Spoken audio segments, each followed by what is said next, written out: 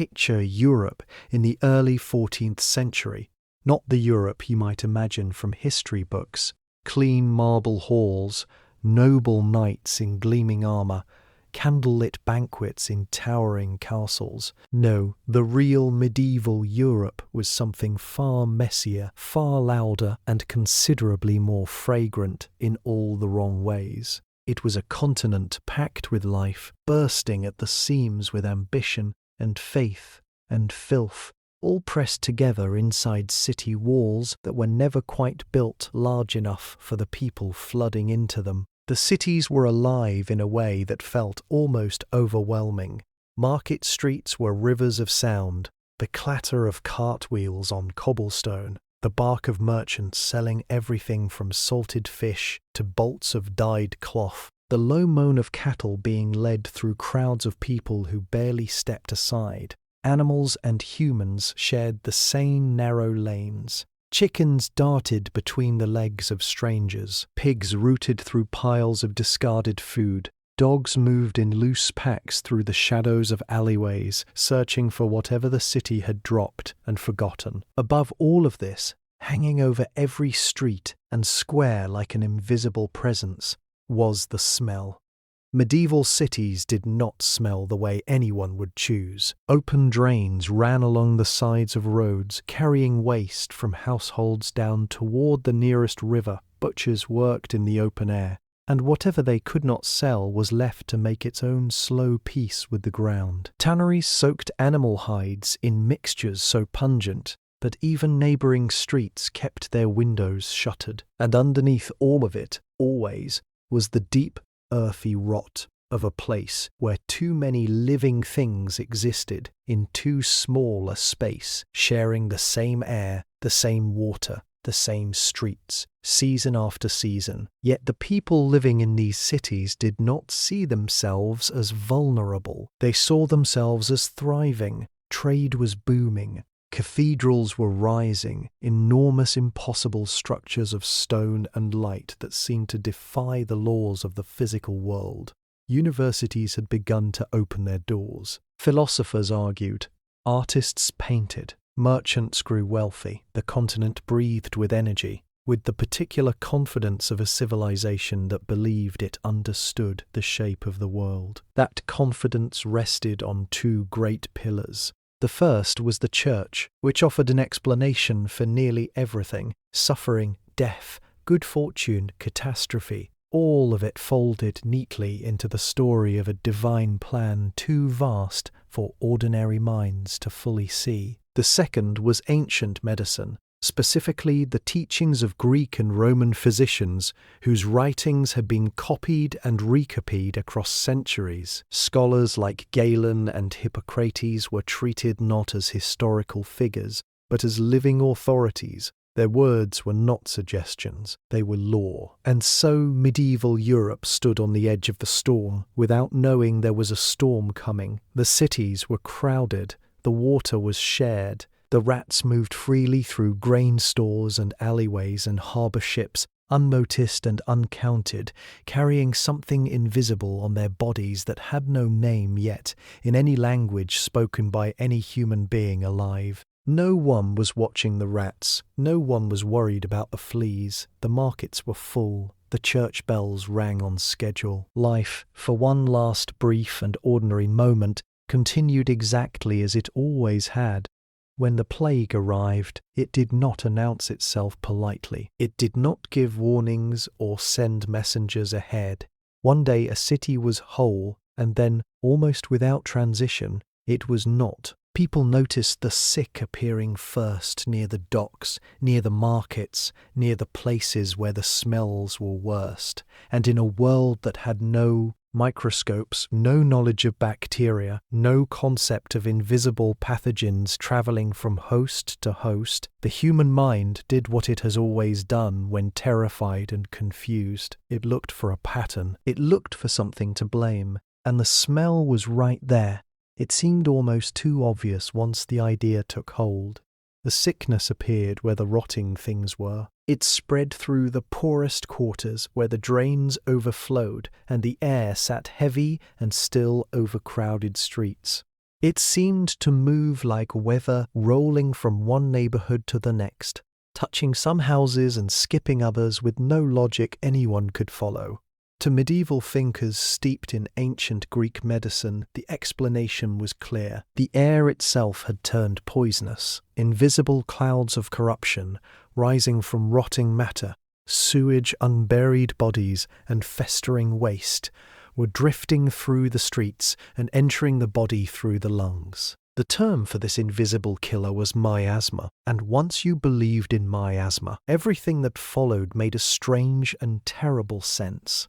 If poisonous air caused illness, then pure air must prevent it.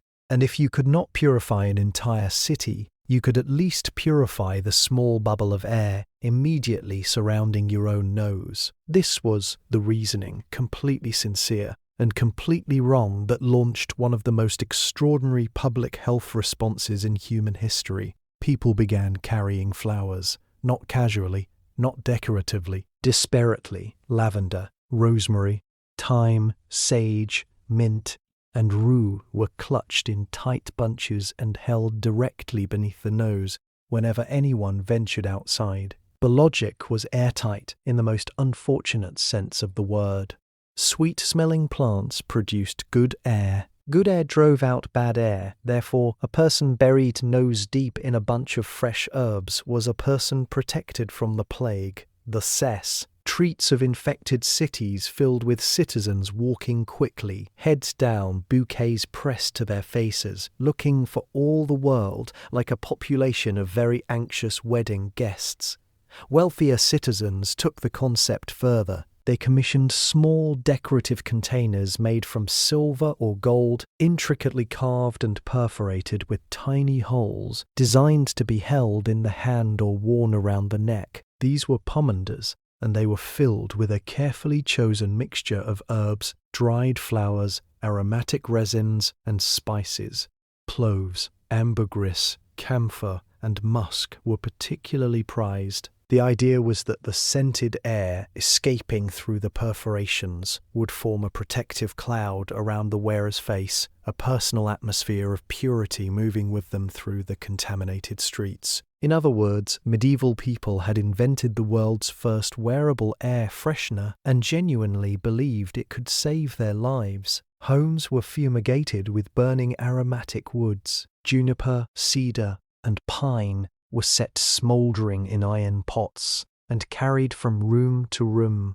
Wealthy households burned imported incense. Physicians recommended keeping bowls of strong-smelling vinegar near doorways so that anyone entering from outside would pass through a curtain of sharp, clean scent that might neutralize whatever the streets had sent in with them. Some doctors advised patients to keep a goat inside the house, on the theory that the animal's powerful smell would displace any miasma attempting to settle in the rooms. Somewhere in plague-era Europe, there were households solemnly sharing their living quarters with confused and unimpressed goats, all in the name of medical science. The tragedy hiding inside all of this was quiet and absolute. While thousands of people carefully arranged their herbs and polished their pomanders and fumigated their rooms, the actual cause of the plague moved on its own schedule entirely. Yersinia pestis, the bacterium responsible, travelled on the bodies of fleas, which travelled on the bodies of rats,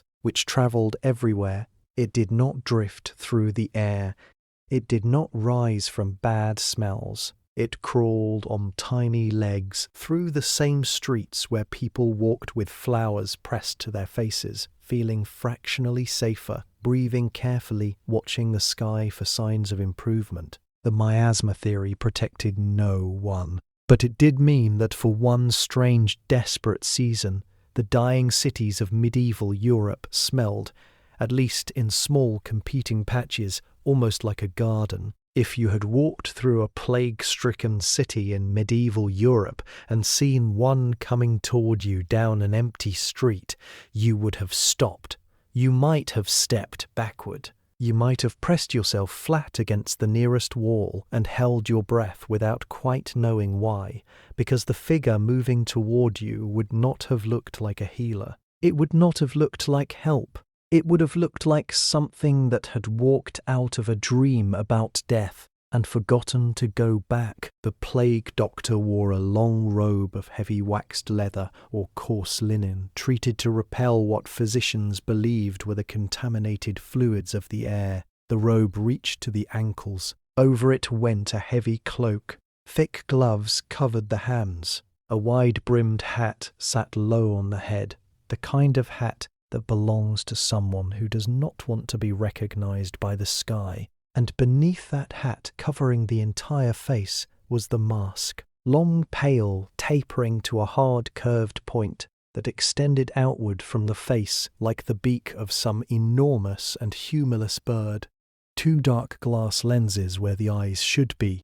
No mouth, no nose, nothing human visible at all. It was one of the most recognizable silhouettes in all of human history, and it was, from the very first stitch of its construction, built entirely around the miasma theory. The beak was not decorative, it was not symbolic, it was in the medical logic of its time, a sophisticated piece of breathing technology. The long cavity of the mask, that strange pointed chamber projecting outward from the wearer's face, was packed tightly with aromatic materials. Dried flowers, herbs, spices, and strongly scented resins were stuffed into the beak so that every breath the doctor drew passed first through this dense, fragrant filter. The poisonous air, it was believed, would be neutralized before it ever reached the lungs. The doctor was essentially wearing an enormous herb bundle strapped to their face, engineered with the full seriousness of medieval medical expertise. The rest of the costume followed the same protective logic. The waxed leather of the robe was chosen because smooth,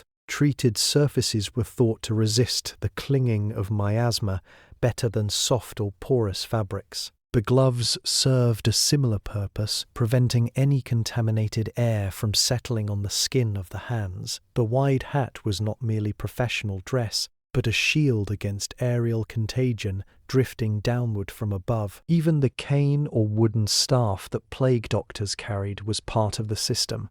Physicians used it to examine patients, lift clothing, check for swellings, and direct people to move without ever making direct physical contact with any human body. The entire outfit was, in its own way, a masterpiece of protective design built on a foundation of completely incorrect science. The men inside these costumes were a mixed collection. Some were genuinely trained physicians who had inherited patients abandoned by doctors who fled. Some were surgeons, considered a lower rank of medical professional at the time, pressed into service by desperate city authorities. Some were men on with very little medical training at all, hired simply because no one else was willing to do the work. Cities offered plague doctors special contracts. In return for treating the sick, examining the dead, and reporting the spread of the disease to civic authorities, they received a salary, sometimes housing, and occasionally the rights to conduct autopsies that other physicians refused to touch. It was not a desirable posting. It was a job taken by those who had limited other options, or perhaps a particular kind of courage that looked, from the outside, very much like its opposite. What is quietly remarkable, seen from the distance of centuries, is that the plague doctor costume accidentally provided some genuine protection, though never for the reasons its designers intended. The heavy waxed robe did create a physical barrier against flea bites, the actual mechanism of plague transmission. The gloves did prevent direct contact with infected material. The glass eye coverings did protect the eyes from exposure. The costume assembled to fight a theory that was entirely wrong happened to obstruct, at least partially, the actual pathogen it was never designed to address. The beak, stuffed with lavender and cloves, did nothing against Yersinia pestis. But the leather shell around the doctor's body may have saved their life more than once, without either the doctor or the patient ever understanding why. And so they moved through the emptied streets, these strange dark figures with their bird faces and their walking sticks, stepping over the evidence of a catastrophe that none of them had the tools to explain. They were wrong about almost everything. They were also, in their long waxed robes and their ridiculous, magnificent beaks, trying as hard as they possibly could. Before the plague arrived, before the masks and the flowers and the desperate fumigation of Holmes' Medi, Val medicine already had a theory about why human beings got sick. It was an old theory, ancient in fact, borrowed carefully from the Greeks, and passed down through centuries of careful copying and reverent study until it had become not just medical doctrine, but something closer to religious truth. It was called the theory of the four humours. And in the 14th century, it was the most authoritative medical framework in the known world. The idea was elegant in the way that wrong ideas often are. The human body, according to this theory, was governed by four fundamental fluids: blood, which was warm and moist and associated with air; yellow bile, which was hot and dry and linked to fire; black bile, which was cold and dry and connected to earth; and phloem, which was cold and dry and connected to water. Health, in this framework, was not the absence of disease, but the presence of balance. When all four humours flowed in their correct proportions, the body functioned as it should. When one humour grew too dominant or another fell dangerously low, illness followed as naturally and inevitably as a river flooding its banks after too much rain. This meant that when the plague arrived and bodies began failing spectacularly and rapidly, the diagnosis was, to any trained medieval physician, quite straightforward. The humours had been catastrophically disrupted. The blood had grown too thick, too hot, too full of corruption absorbed from the poisoned air. The solution was equally straightforward. You had to get the excess out. Bloodletting was the primary weapon. The physician would select a vein, most commonly in the arm or behind the knee, make a careful incision and allow a measured quantity of blood to drain from the body into a waiting bowl. The amount removed varied depending on the patient's size, age, and the physician's assessment of how severely the hummers had been thrown. North balance. A strong young man might lose nearly a litre. An elderly patient might lose considerably less, though the distinction was not always made with great precision. The blood was then examined. Its colour, its consistency, the way it separated as it cooled in the bowl, all of these were read like a text, interpreted for clues about which humour was dominant and how much more needed to be removed. For those who found the direct approach too confrontational, there were leeches. Small, patient, and entirely indifferent to the suffering around them, leeches were applied to specific points on the body believed to correspond to the source of humoral imbalance. They were placed near swellings, along the throat, behind the ears, sometimes directly over the buboes, the agonizing lymph node enlargements that were among the plague's most visible symptoms. The physician would oversee their application with professional gravity, and the leeches would go about their work with the focused efficiency of creatures who had no opinion whatsoever about the theory of the four humours. But bloodletting was only part of the arsenal. If excess blood was one problem, the corruption festering inside the digestive system was another. Purging, the deliberate and aggressive emptying of the bowels, was prescribed alongside bleeding with the confident frequency of a treatment that had never been seriously questioned. Physicians prepared purgative compounds from plants known for their violent laxative effects. Hellebore, a toxic plant with a long and somewhat terrifying history in ancient medicine, was a favoured ingredient. Senna, rhubarb root, and various other botanical agents were combined into preparations that would send the body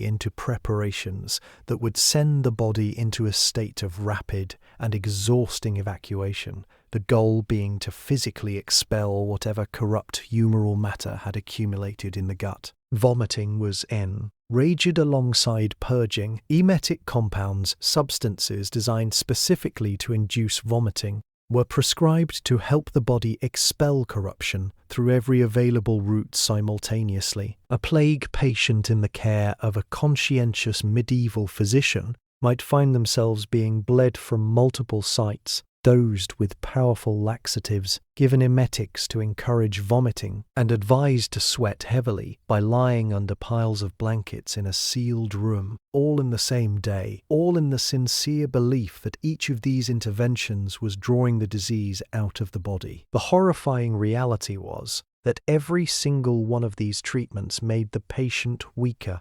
Bloodletting in a person already feverish and dehydrated from the plague accelerated the very collapse it was meant to prevent. Purging stripped the body of fluids and electrolytes it desperately needed to fight infection. Vomiting compounded the dehydration further. The treatments designed to save lives were, in many cases, efficiently killing people who might otherwise have survived. And yet, the physicians continued. They continued because the theory was sound in their understanding. They continued because Galen had recommended these treatments, and Galen was not wrong. They continued because in a catastrophe of this scale, doing something felt morally necessary in a way that doing nothing simply did not. They pressed their hands to feverish foreheads. They made their careful incisions. They measured their doses of hellebore with genuine professional care, and they watched their patients die,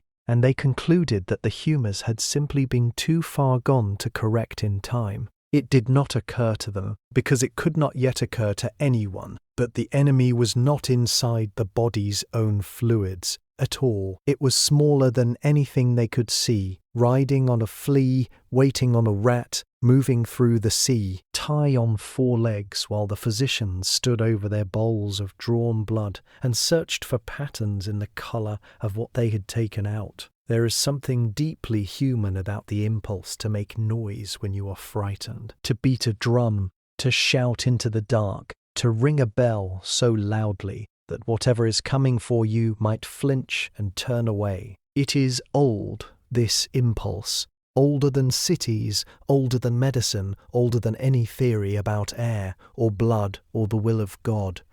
And when the plague settled over medieval Europe like a season that refused to end, and when the flowers failed and the bloodletting failed, and the pomanders swung uselessly from the necks of the dying, the people turned to fire and sound with the particular desperation of those who have already tried everything else and are not yet ready to stop trying.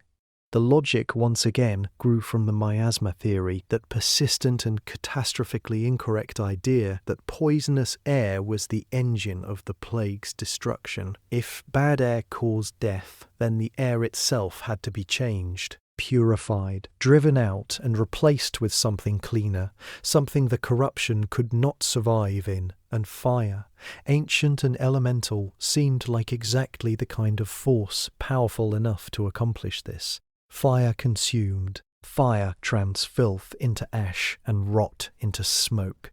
Surely fire, applied broadly enough and burned long enough, could do the same to the invisible poison saturating the air of a dying city. Bonfires were ordered by city authorities across Europe with the solemn official weight of genuine public health policy. They were built at the ends of streets, in market squares, at city gates, and along the roads leading into infected districts. Not small fires, but large ones fed continuously with aromatic woods, chosen specifically for the quality of their smoke. Juniper was particularly favoured. Ed pine and cedar were used widely.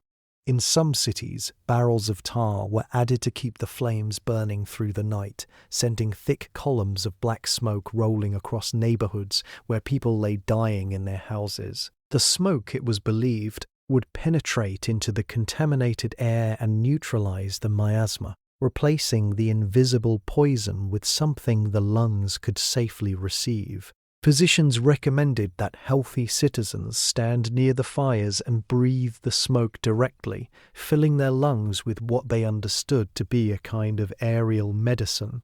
Some cities went further. Cannons were fired repeatedly into the open air, the enormous concussive blasts meant to physically shatter the miasma, to break apart the clouds of poisonous vapour through sheer percussive force. The idea that sound could disrupt disease was not considered unusual or extreme. It followed naturally from the belief that miasma was a physical substance, something that occupied space and could therefore be displaced by sufficient force. A cannonball passing through contaminated air would disturb it, mix it, scatter it. Enough cannon fire and the plague might simply be blown apart. Church bells joined the cannons. In cities across France, England, Italy, and the German states, bells were rung for hours, sometimes days, in continuous peals that rolled across the rooftops and echoed off stone walls and filled the air with a sound so constant it stopped being heard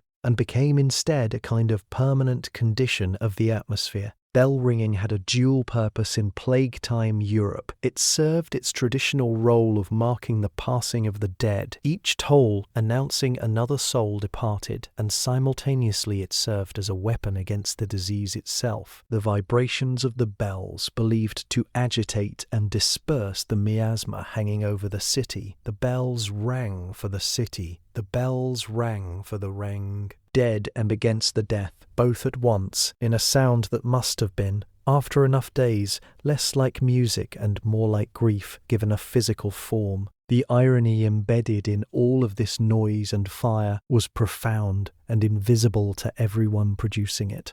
Cannon fire could not touch Yersinia pestis. Bell vibrations passed through the air and through the bacteria riding on fleas without causing either any particular inconvenience. The bonfires of juniper and tar filled the lungs of the healthy with smoke and particulates that irritated and weakened respiratory tissue, making those who breathed them not safer, but marginally more vulnerable. And the enormous public gatherings that formed naturally around the fires and the cannon emplacements and the bell towers brought people into close contact with one another, accelerating rather than interrupting the spread of a disease that moved silently and efficiently from body to body, through the fleas that no one was watching. There was one accidental benefit buried in the ash of all those bonfires. The heat and the flames did kill rats. Not intentionally, not systematically, not insystematically, not in sufficient numbers to slow the plague meaningfully, but the fires burning at street level in dense urban neighborhoods destroyed some of the habitat that rats depended on and killed some portion of the flea-carrying population responsible for transmission. It was the tiniest fraction of an effect, invisible against the scale of the catastrophe, and no one recognized it for what it was. The fires were not credited with killing rats. They were credited with purifying air, the right outcome attributed to the wrong mechanism in a time when the right mechanism had not yet been imagined by any living person. And so the bells rang on, the fires burned through the night, the cannons sent their concussive waves rolling across the rooftops of cities where the dead were being counted in numbers no one had words for yet. The sound of it must have been extraordinary. A continent at war with something it could not see, fighting back with every tool it had, making as much noise as possible in the ancient human hope that noise, at least, might make the darkness hesitate. It did not hesitate, but the bells kept ringing anyway. There comes a point in any catastrophe where human explanations begin to feel insufficient, where the mind, exhausted by fear and grief and the relentless accumulation of loss, reaches past the practical and the rational and arrives somewhere older and deeper and more desperate. Medieval Europe reached that point quickly. The plague was killing too many people too fast for any earthly explanation to feel adequate. Miasma theory could account for the spread, perhaps, but not the scale. Bad air could explain a season of sickness. It could not explain the death of a third of an entire continent. For that, something larger was needed, something cosmic, something that placed the catastrophe inside a story that still had a possible ending. And so, alongside the flowers and the bonfires and the bowls of drawn blood, another explanation rose and spread across Europe with almost the same speed as the plague itself. God was angry. The sickness was not an accident of nature or a failure of medicine. It was a punishment. Humanity had sinned collectively and enormously, had drifted so far from righteousness that the divine response had become unavoidable. The plague was not something that had happened to Europe. It was something Europe had earned. This idea did not come from the fringes. It came from the centre. It came from pulpits and papal letters and the mouths of theologians who had spent their lives constructing the intellectual architecture of Christian Europe. The logic was consistent with everything medieval people had been taught about the relationship between human behaviour and divine consequence. Suffering was meaningful. Catastrophe was instructive. And if the plague was divine punishment, then the path forward was not better medicine. It was repentance. Most people expressed this repentance in the ways they always had: more prayer, more fasting, more donations to the church, more masses said for the dead and the dying, more candles burned before more statues in more chapels, the soft light accumulating in the darkness, like an argument made in the only language that still felt worth speaking. These were private and communal acts of contrition, sincere and quiet, and ultimately as ineffective against Yersinia pestis as everything else medieval Europe attempted. But some people decided that quiet contrition was not nearly enough, that the sin was too great, the punishment too severe for anything less than a total and public reckoning.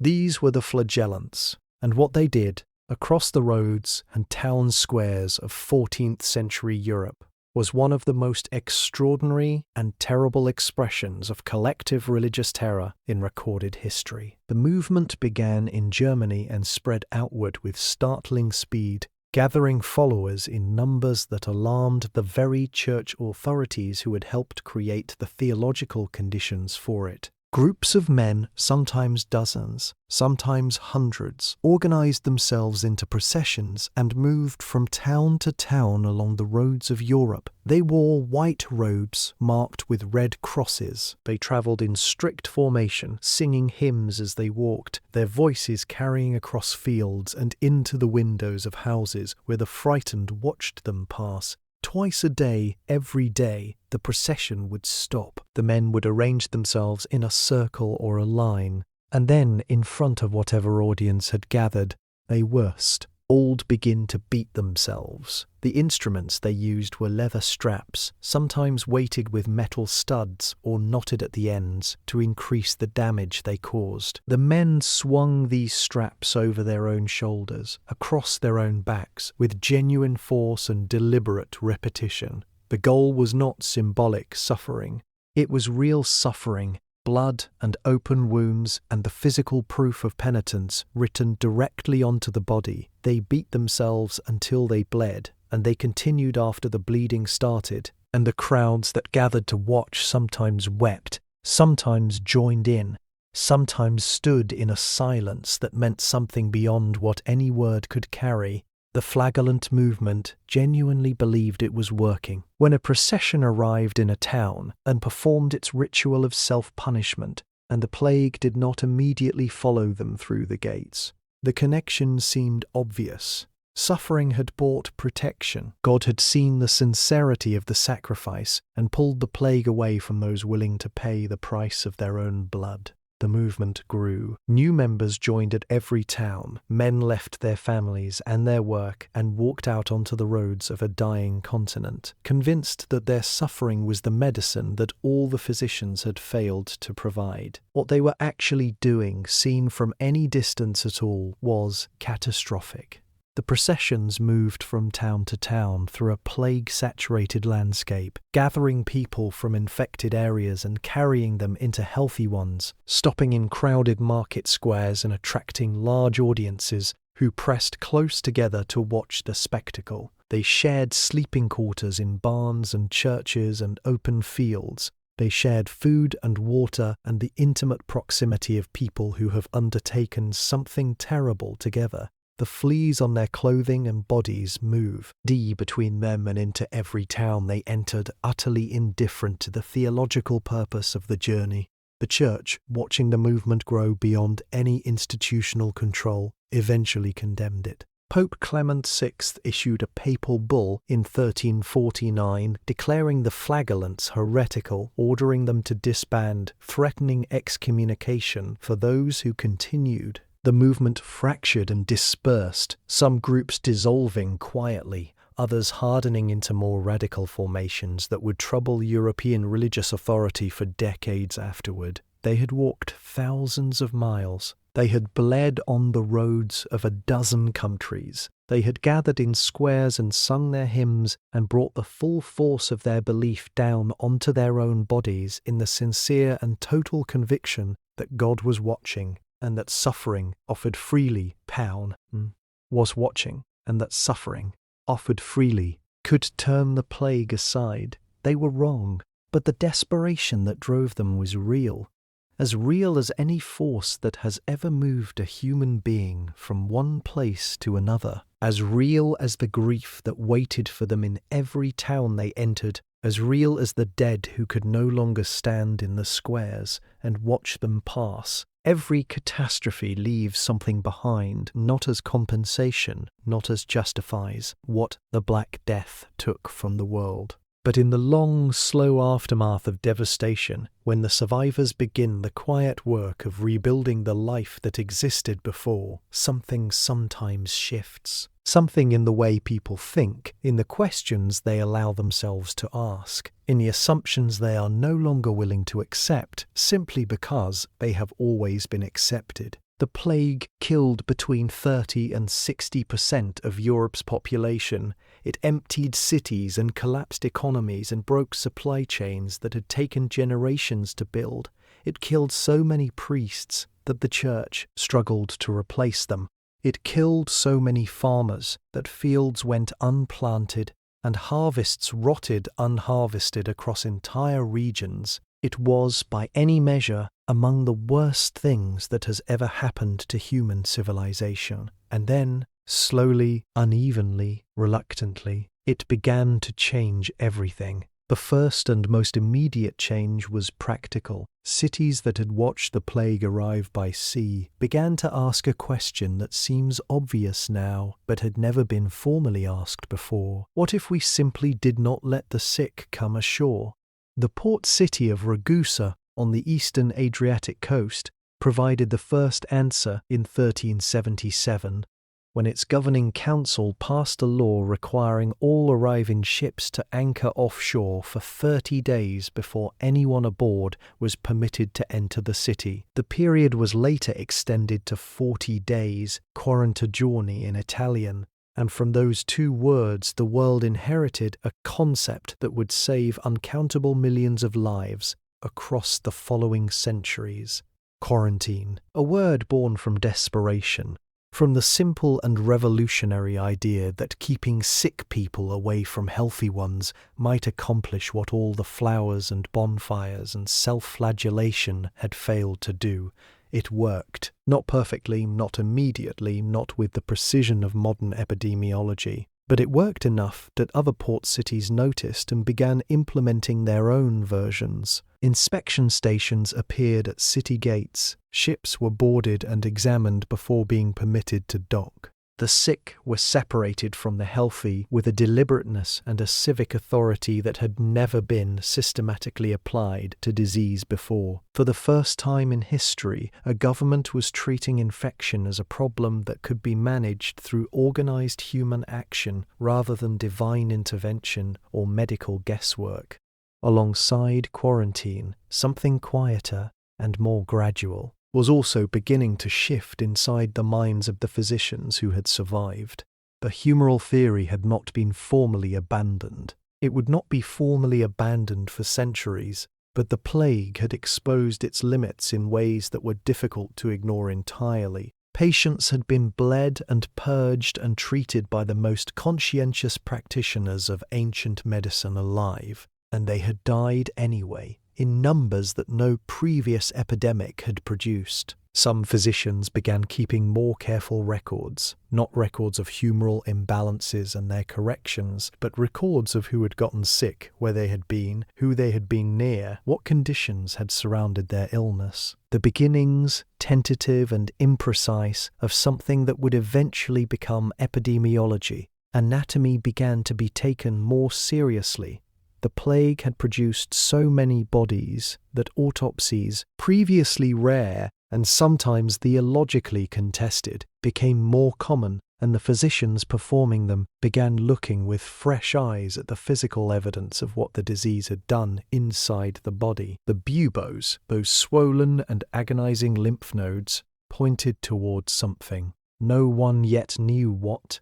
The internal hemorrhaging pointed towards something. The speed of the disease's progression pointed towards something. The something had no name and no explanation in any available framework, but the looking itself was new, and the looking mattered. The social fabric of Europe was also being remade in ways that would echo forward into the modern world. With so many people dead, the rigid hierarchies of feudal society began to loosen. Labour was suddenly scarce. Surviving peasants who before the plague had almost no negotiating power over the conditions of their own lives found themselves in a world where their labour was needed and could therefore be bargained for. Wages rose, serfs demanded, and sometimes won their freedom. The unquestioned authority of the nobility and the church, both of which had failed so visibly to protect their people from the catastrophe, began its long, slow erosion. The seeds of what would eventually become the Renaissance, the Reformation, and the gradual emergence of scientific thinking as a legitimate alternative to theological authority were planted, in part, in the mass graves of plague-era Europe. None of this happened quickly. None of it happened cleanly. The miasma theory persisted for 3 more centuries. Bloodletting remained standard medical practice well into the 19th century. The full understanding of germ theory, the knowledge that specific microscopic organisms caused specific diseases, did not arrive until the 1860s, when Louis Pasteur and Robert Koch built the experimental evidence that finally, irreversibly, replaced the ancient framework with something true. From the first arrival of the Black Death to the confirmation of germ theory was more than 500 years. 5 centuries of incremental, painful, frequently interrupted progress, built on the accumulated failures of every wrong answer that came before it.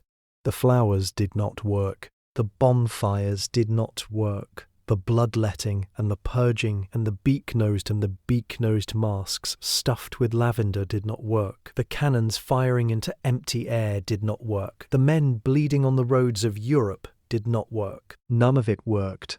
And all of it matters, because the people who tried these things were not fools. They were human beings doing what human beings do when confronted with something they do not understand and cannot survive without confronting. They used every tool they had. They applied every theory available to them. They acted with urgency and sincerity, and in many cases, genuine courage, walking into infected houses and plague-ridden cities, when very instinct they possessed told them to run.